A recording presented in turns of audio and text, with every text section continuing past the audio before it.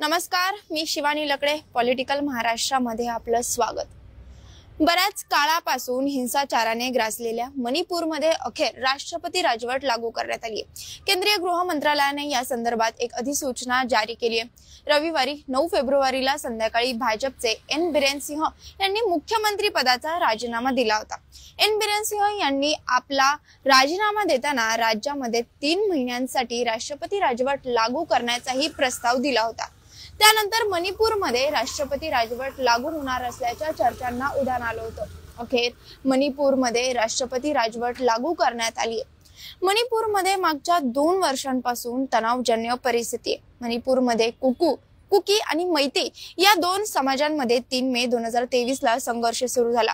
आरक्षणामुळे या 2 समाजामध्ये वाद पेटलेला. जाळपोळ, मारामाऱ्या, हल्ले, मोर्चे अशा घटना मणिपूरमध्ये सातत्याने घडताना दिसून येत होत्या. त्यातच एका महिलेची नग्न धिंड काढल्याचा प्रकार समोर आला होता. या घटनेमुळे देशभर संताप व्यक्त करण्यात आला होता.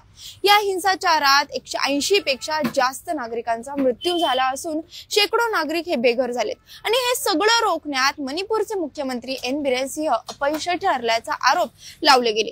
मणिपूरमधल्या 19 भाजप आमदारांनी पंतप्रधान नरेंद्र मोदींना पत्र पाठवून मुख्यमंत्री एन बिरेन सिंह यांना हटवण्याची मागणी सुद्धा केली होती.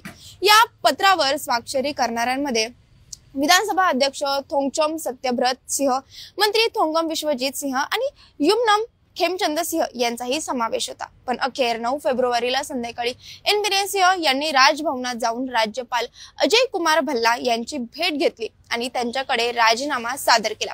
आणि काही दिवसातच मणिपूरमध्ये राष्ट्रपती राजवट लागू करण्यात आली. आता एन बिरेन सिंह हे कोण आहेत हे सुद्धा थोडक्यात जाणून घेऊया. एकेकाळी मणिपूरमधील राष्ट्रीय फुटबॉल खेळाडू म्हणून एन बिरेन सिंह यांची ओळख होती. मैतेई समाजातून येणारे बिरेन सिंह यांनी मणिपूर विद्यापीठातून BA ची पदवी प्राप्त केल्यानंतर पत्रकारितेत डिप्लोमा सुद्धा केला. मणिपूर मधल्या राजकीय अस्थिरतेमुळे काँग्रेसच्या ओक्राम इबोबी सिंह यांना एका सहकार्याची गरज होती, जो त्यांच्या आघाडी सरकारचा कार्यकाळ पूर्ण करू शकेल. अखेर बिरेन सिंह यांच्या रूपानं त्यांचा शोध पूर्ण झाला. बिरेन सिंह यांनी 2002 मध्ये राजकारणात प्रवेश केला. मणिपूरच्या लोकांमध्ये ते एक फुटबॉल खेळाडू आणि नंतर पत्रकार म्हणून प्रसिद्ध होते, ज्याचा फायदा त्यांना राजकारणात पूर्णपणे झाला. पण पुढे या दोघांमधील मतभेद वाढू लागले. 2012 मध्ये जेव्हा इबोबी सिंह यांनी तिसऱ्यांदा राज्यात सरकार स्थापन केलं होतं, तेव्हा बिरेन सिंह यांना मंत्रिमंडळातून काढून टाकण्यात आलं. पुढे 2016 मध्ये आसाम आणि नंतर अरुणाचल प्रदेशात सरकार स्थापन केल्यानंतर भाजपची नजर मणिपूरवर होती. भाजपच्या दृष्टीने मणिपूरमधील बिरेन सिंह हे एकमेव नेते होते ज्यांना इबोबी यांच्या राजकीय हालचाली चांगल्याच प्रकारे माहिती होत्या. ऑक्टोबर 2016 मध्ये भाजपने बिरेन सिंह यांना पक्षात घेण्यात यश मिळवलं. नंतर 2017 मध्ये ते पहिल्यांदाच मुख्यमंत्री झाले. 60 जागांच्या मणिपूर विधानसभेत 2017 मध्ये भाजपला फक्त 21 जागा मिळाल्या होत्या. परंतु 28 जागा जिंकणाऱ्या काँग्रेसला मागे टाकत बिरेन सिंह यांनी राज्यात सरकार स्थापन केलं. पत्रकारिता आणि फुटबॉलमध्ये ज्या त्वेषाने ते वावरले, त्या जिद्दीमुळे त्यांना मुख्यमंत्री पदापर्यंत पोहोचवता आलं असं म्हटलं जाऊ लागलं. आता मणिपूरमध्ये राष्ट्रपती राजवट लागू केल्याने काय होतं हे सुद्धा पाहूयात.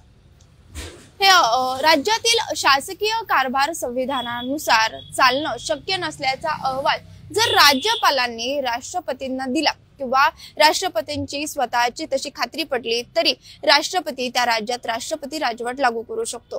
राष्ट्रपती राजवटीत न्यायालयीन वगळता राज्यात सर्व सत्ता राष्ट्रपतींच्या हाती असते. राष्ट्रपतींचे प्रतिनिधी म्हणून राज्यपाल राज्याच्या मुख्य सचिवांच्या सहाय्याने शासन चालवतात. राष्ट्रपती राजवटीत संबंधित राज्याच्या विधिमंडळाचे कार्य आणि अधिकार संसदेकडे सोपवले जातात. राष्ट्रपती स्वतः आदेश देऊन राज्य सरकारच्या सेवेतील कोणत्याही अधिकाऱ्यांना कारवाई करण्यास सांगू शकतो. लोकसभेची बैठक नसल्यास राज्याच्या संचित निधीतून पैसा खर्च करण्याचा आदेश राष्ट्रपती त्या कालावधीमध्ये देऊ शकतात. तसंच संबंधित राज्याच्या विधानसभेचे विसर्जन करण्याचा अधिकार सुद्धा राष्ट्रपतींना असतो. थोडक्यात मुख्यमंत्र्यांनी जरी राजीनामा दिला किंवा राष्ट्रपती राजवट जरी लागू केली असली, तरी मणिपूर मधले हिंसाचार थांबणं हे जास्त महत्वाचे. त्यामुळे राष्ट्रपती राजवटीमुळे मणिपूर मधले हिंसाचार थांबून तिथली परिस्थिती बदलणार का हे पाहणं महत्त्वाचं असणार आहे. सध्या आपण इथेच थांबतोय। ही माहिती तुम्हाला कशी वाटली हे आम्हाला कमेंट करून नक्की सांगा आणि पाहत रहा पॉलिटिकल महाराष्ट्र। धन्यवाद।